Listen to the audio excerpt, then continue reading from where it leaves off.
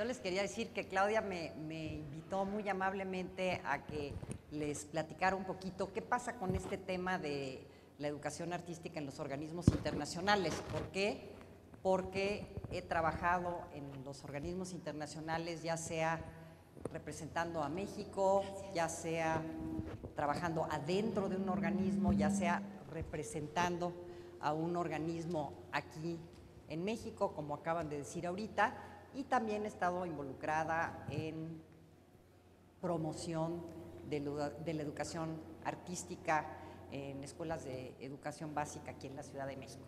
Y me pareció una muy buena idea esta de Claudia, porque pienso que esfuerzos como el día, como lo están haciendo a través de día, de repente siente uno que son cuestiones en las que está uno solo o casi solo, y sirve tener una mirada sobre lo que hacen los demás, no nada más en México, sino en muchas otras partes del mundo, y entender por qué los organismos internacionales están diciendo este es algo muy, muy importante. Pero los planteamientos de los organismos no, lo estoy viendo a mí misma, los planteamientos de los organismos no salen de la nada, salen de muchas de las ideas que han estado discutiendo ustedes aquí en estos 2 días, y también de ideas que ponen en la práctica cotidianamente en sus actividades del programa día. Por lo tanto, lo que les quería plantear aquí es que, bueno, les voy a platicar un poco qué dicen, qué han hecho los organismos internacionales para impulsar la educación artística, cuáles son las buenas prácticas en los países que han ido de la mano con este impulso de los organismos internacionales.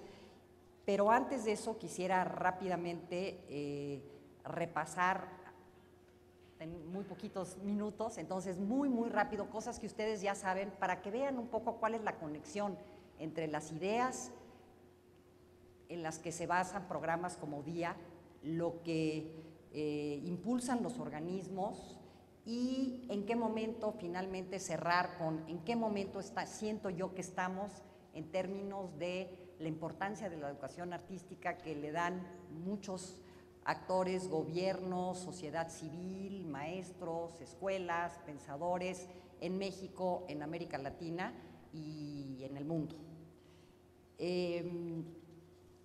¿Cuáles son estas perspectivas desde las cuales toman sus ideas los organismos internacionales para impulsar la educación artística?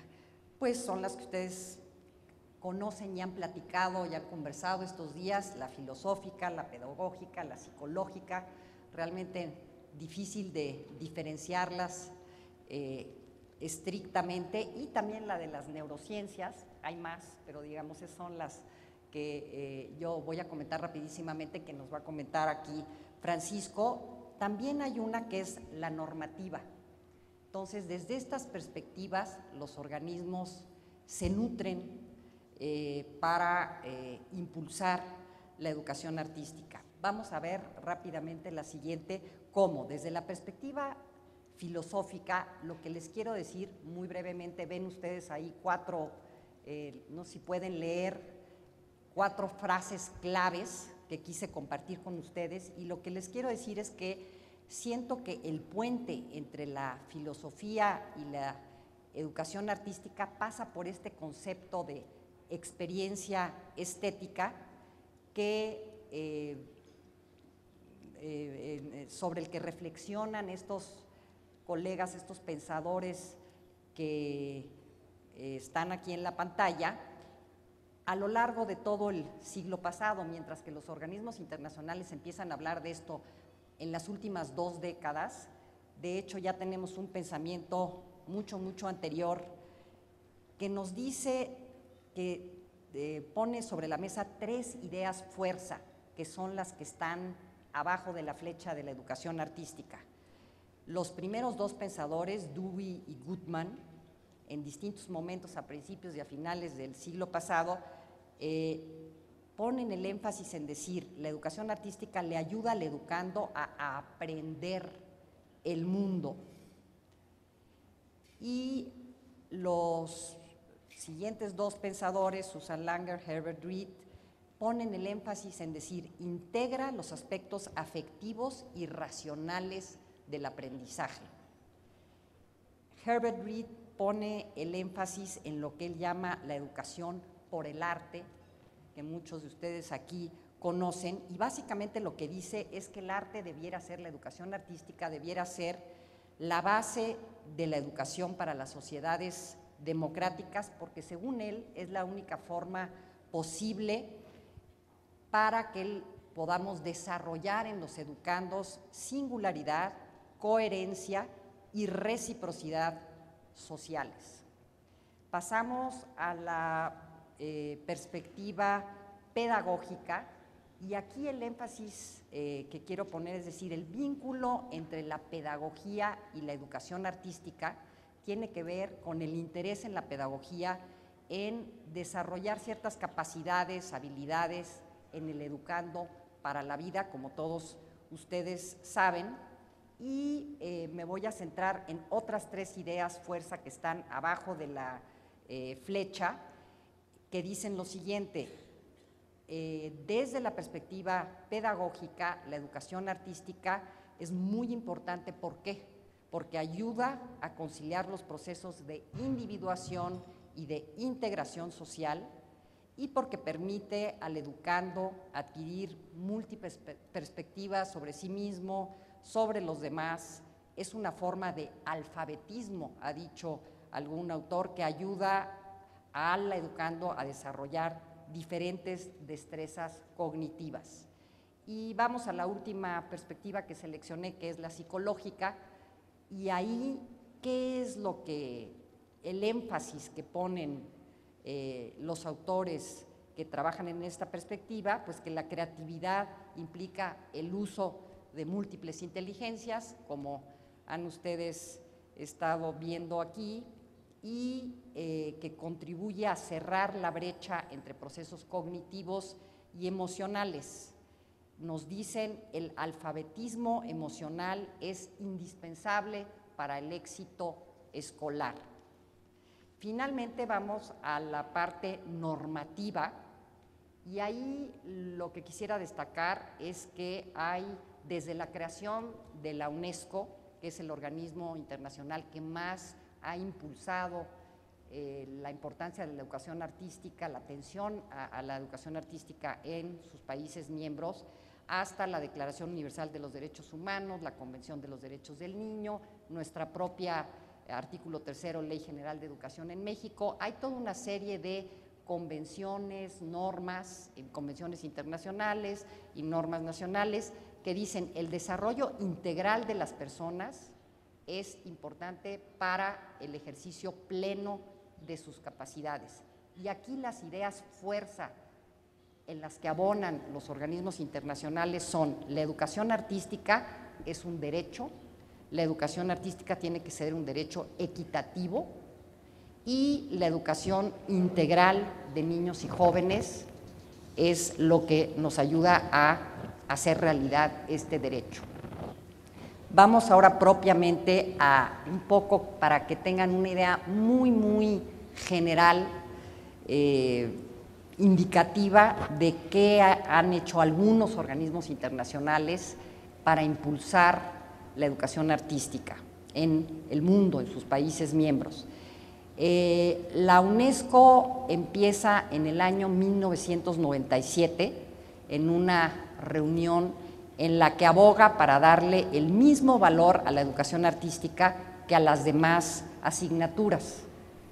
Es importante, dice la UNESCO a los países miembros, que la incluyan en la educación formal, en la educación no formal, en la educación a lo largo de la vida. ¿Y qué está diciendo con esto la UNESCO? Implícitamente que la jerarquización de saberes dentro de los sistemas educativos, en la educación en general, en las escuelas, tiene que cambiar. Está diciendo que esta visión extremadamente racionalista, verbalizadora de la escuela, que viene desde la Ilustración, ya no es práctica para el mundo en el que vivimos hoy en día. En una siguiente reunión, ¿qué es lo que hace la UNESCO? 2 años más tarde, crea una base de datos y la pone a disposición de los países miembros para decirles, miren, aquí hay redes interinstitucionales, quién está haciendo qué buenas prácticas hay en los países. Esta es una información que queremos que compartan, utilicen para fortalecer la enseñanza de las artes.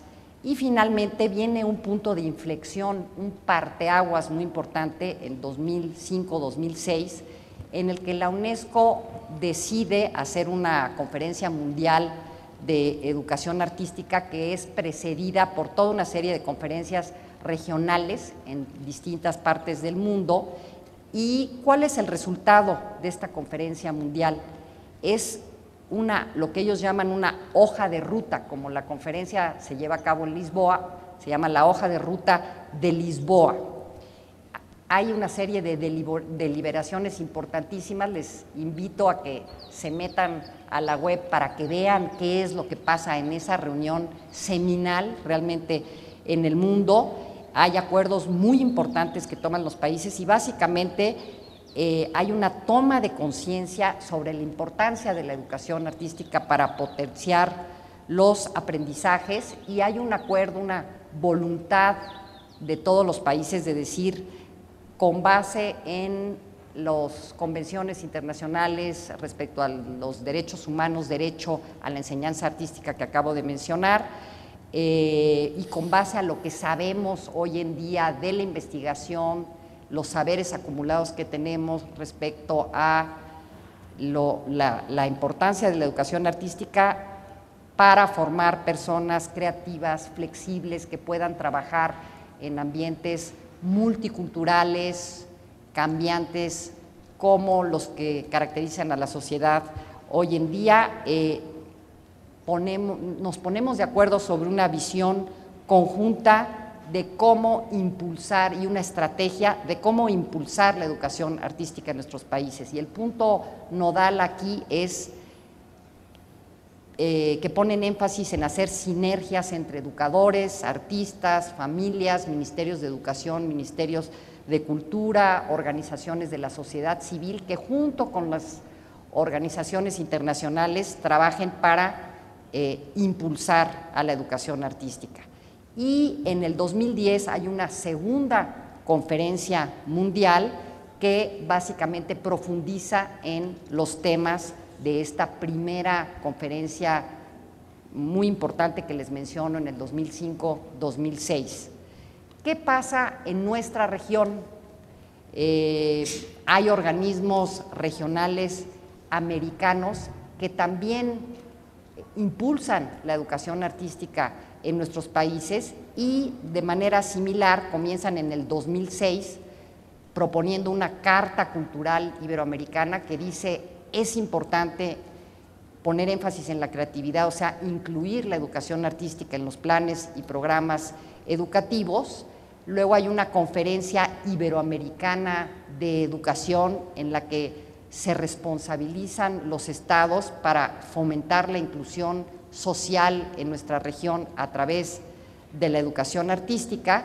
Y finalmente, entre 2008 y 2010, aquí creo que también hay un punto de quiebre, hay un programa de educación artística, cultura y ciudadanía que propone a los países miembros, a 23 países miembros, la organización que ahora represento en México, que les comentaba hace un momento, la Organización de Estados Iberoamericanos para la Educación, la Ciencia y la Cultura. ¿Y de qué se trata este programa? Pues de empujar las mismas ideas y estrategias que ya, los planteamientos que impulsa la UNESCO desde 2005-2006. ¿Y qué es lo que se hace para hacer esto?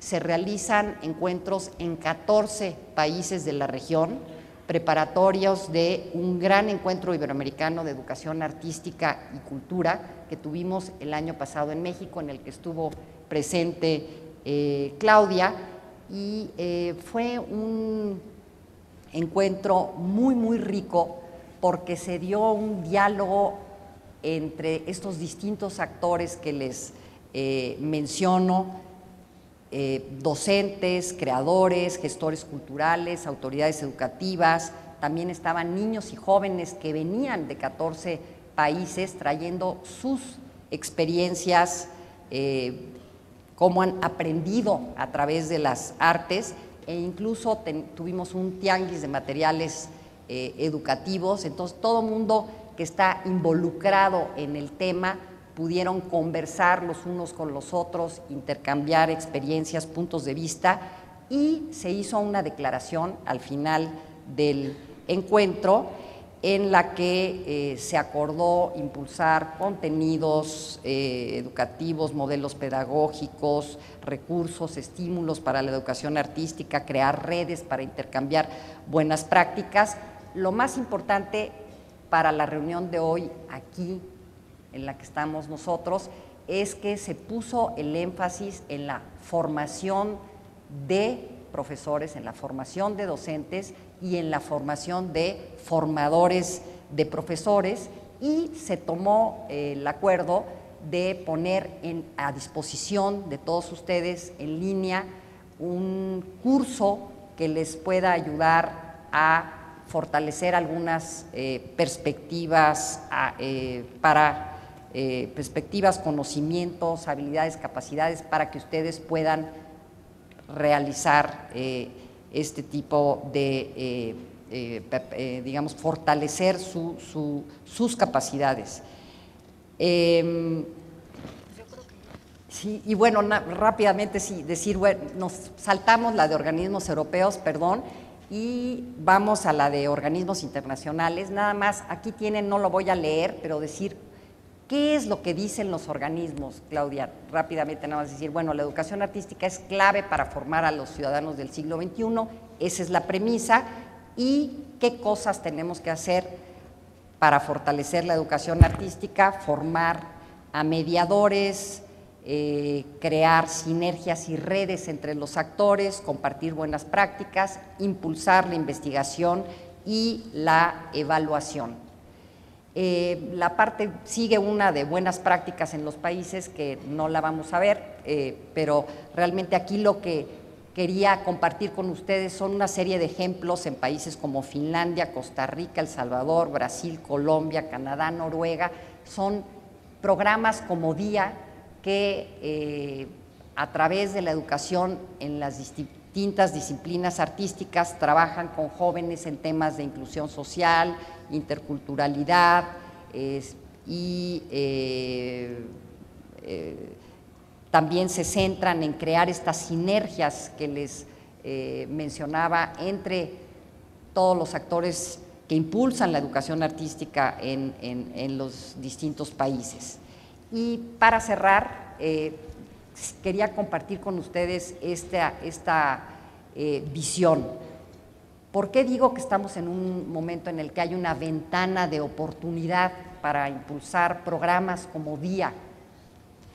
Porque hay una serie de saberes y experiencias acumuladas, porque como vimos ahorita, los organismos internacionales avalan esos saberes, esas experiencias, y las hacen visibles, porque se ha creado un momento en el cual hay un compromiso en distintos países, en distintas regiones del mundo, de diferentes actores para impulsar la educación artística, porque como todos sabemos, los jóvenes hoy están en una situación, como ven ahí en la lámina, en la que tienen necesidad de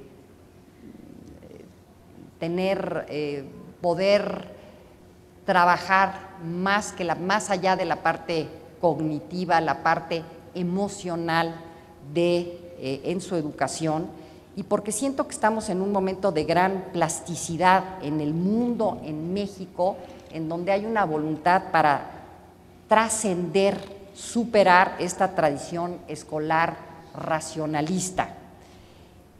Por tanto, ¿en qué siento que debemos, los que estamos metidos en este tema, focalizar nuestros esfuerzos, nuestras energías en visibilizar lo que estamos haciendo, que eso es lo que están haciendo ustedes aquí el día de hoy, y en conectarnos con muchos otros, usar los organismos internacionales para que nos ayuden a conocer qué están haciendo los otros, a conectarnos con ellos, para que podamos ir creando una masa crítica de experiencias que nos ayuden a hacer un cambio sistémico, y a que no tengamos todas estas experiencias muy interesantes, algunas más sostenidas a lo largo del tiempo que otras, pero finalmente aisladas. Creo que hay un momento, un momentum, una ventana de oportunidad para que podamos trabajar mucho más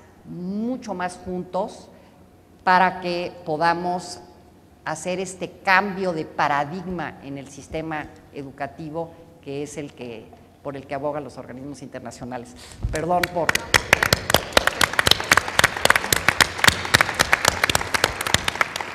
Muchas gracias. Ay, ¿suena o no suena? No. Bueno, ¿suena? ¿Suena o no suena? No suena. ¿Ahí? ¿Se oye ahí? Sí. Bueno, muchas gracias, Karen. No, hombre. Nosotros en el día le estamos muy agradecidos a Karen, porque cuando estaba en la Secretaría de Educación Pública, ¿cuál era? El área de innovación educativa. Exactamente. Creyó en el día, impulsó el día y ha sido uno de los pilares que a lo largo del tiempo creyeron en este programa. Ahora estuvo en la UNESCO, ahora en la Organización de Estados Americanos, y como dice Karen, creo que tenemos un momentum. Estas ideas no son marcianas, son ideas que realmente están sustentadas por ciencia, que es lo que vamos a ver ahorita con el maestro Gómez Montt, y creo que eso es muy importante para todos cuando tenemos una responsabilidad de educar, que nos sintamos que estamos sostenidos por el arte, porque sea arte no quiere decir que no tenga respaldos científicos también. Y bueno, pues con todo lo que nos acabas de decir, queda más que evidente que el arte está encontrando el lugar que merece en la educación, así es que muchas gracias. Claro que sí. Entonces los vamos a dejar aquí con el maestro. Creo que él va a ocupar todo el estrado, así es de que quieres que te dejemos aquí. ¿Tú vas a empezar parado, sentado? Sí, pero me honrarían con su presencia. De hecho, Claudia me ayudó, llevamos ya 3 sesiones y ella me ayudó a secuenciar las diapositivas, entonces de alguna manera ella es co-presentadora de mi ponencia, igual que Jocelyn Vega, que también seleccionó las imágenes. Entonces les pido por favor que me apaguen las luces para que se vean las imágenes cerebrales. Es una técnica nueva que se llama de difusión tensor, que permite ver precisamente las conexiones entre las neuronas, que permite ver los cables que te están relacionando las diferentes partes de los 2 hemisferios cerebrales. Imagínense su cerebro como 100 gemelitos, que cada gemelo vive en una familia diferente, que se comunican a través de este llamado cuerpo calloso, pero que cada gemelito vive en una familia diferente.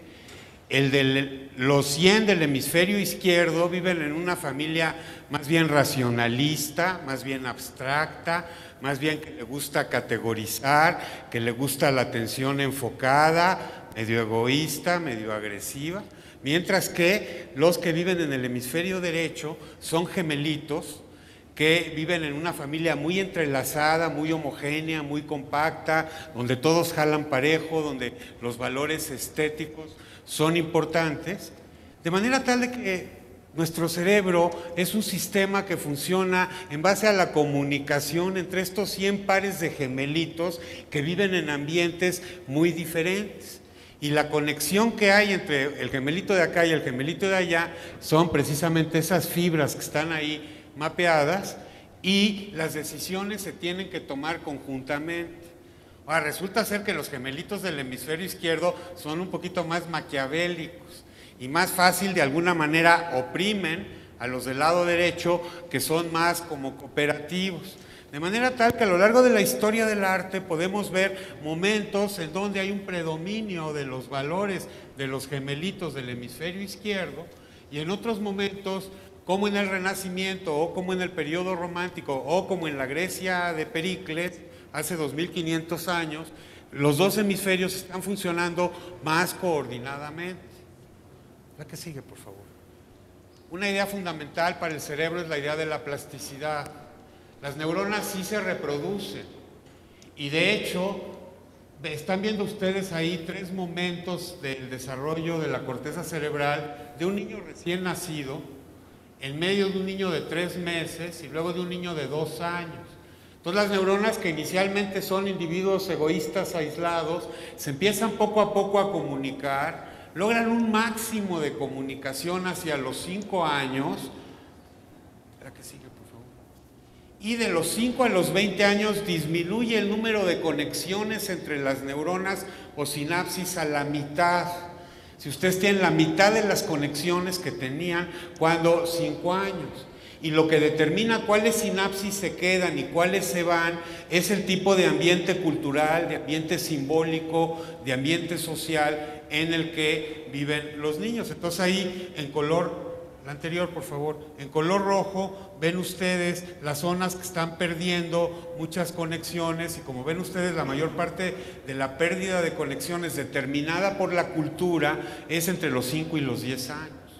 O sea que a los 20 años el cerebro ya es totalmente cultural, porque fue la cultura, fue el tipo de sabores, el tipo de música, el tipo de danza, el tipo de imágenes visuales, artísticas o musicales que vieron los niños, lo que determina cuáles sinapsis te quedan.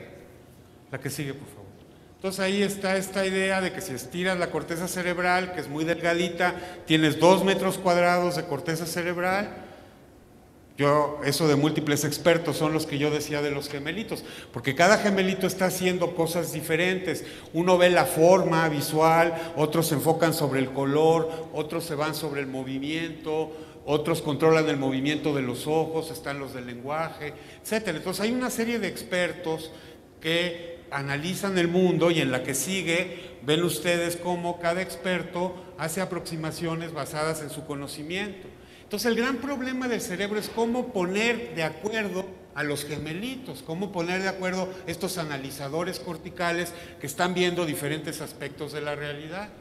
Ven ustedes ahí una imagen de tomografía de positrones en donde ven cómo el lenguaje, oído, puede activar predominantemente el hemisferio del lado izquierdo, mientras que la música predominantemente activa el hemisferio derecho. En la medida que estas cámaras de positrones, de resonancia magnética nuclear, se han vuelto más precisas, se ha concientizado del hecho de que el modelo inicial de que el hemisferio izquierdo es el verbal y el derecho es el visual está mal. Que en realidad ambos hemisferios cerebrales procesan el mundo visual y ambos procesan el mundo verbal, pero diferentes aspectos. El izquierdo es muy bueno para el lenguaje verbal relacionado, por ejemplo, con lo de los abogados, o de los contadores, o de los ingenieros. El hemisferio derecho maneja el lado poético del lenguaje, tiene que ver con las metáforas, con las ironías, con las contradicciones, etc. Y también con la música hay muchísimos centros. La que sigue, por favor. Obviamente la psiquiatría ha estudiado muchísimo qué zonas del cerebro se activan en las diferentes emociones. Entonces arriba tienen ustedes las zonas del cerebro que se activan con la alegría, luego con la tristeza, luego con el miedo y luego con el enojo. La que sigue, por favor. Entonces, cerebro emocional, hay zonas, gemelitos o expertos corticales para el lenguaje. Del lado izquierdo, en amarillo, ven ustedes cómo se esparce la señal cuando una persona está oyendo el lenguaje, de 100, 200, 300, 400 y 500 milisegundos, cómo inicialmente llega la información a zonas auditivas y luego ya se va a zonas semánticas. Del lado derecho ven ustedes cómo se esparce la activación neuronal si se está leyendo, es decir, primero la información llega a la corteza visual y ya de ahí se expande a zonas que están haciendo la interpretación semántica. Fíjense qué diferencia. No es que se trate, el arte es una puerta, es un vehículo, es un camino, pero la estética, y voy a hacer esta definición que de todas las definiciones que hemos encontrado, estética es con la que más me emociono. La definición es muy simple, dice, estética significa sentir lo que percibimos, sentir lo que percibimos. Y con eso hago esta reflexión. El mundo sensible que percibimos, y lo acabamos de ver ilustrado de forma, no podía ser más contundente, el mundo que percibimos tiene un efecto en el interior de nosotros, como veíamos ayer cuando presentaba las ideas de mediación. Tiene un efecto en nosotros del cual la mayoría de las veces no somos conscientes, no nos damos cuenta, a menos de que nos queramos dar cuenta, que sea tan fuerte o que sea tan rotundo como veíamos ayer. No podemos no prestar atención a que en esa obra de arte está pasando algo, porque es evidente que hay algo que está pasando. Pero los colores, los espacios, la luz, todo tiene un efecto en nosotros. ¿Ustedes han entrado algún día a un cuarto y que dice y les hace sentir algo? ¿Qué es lo que...?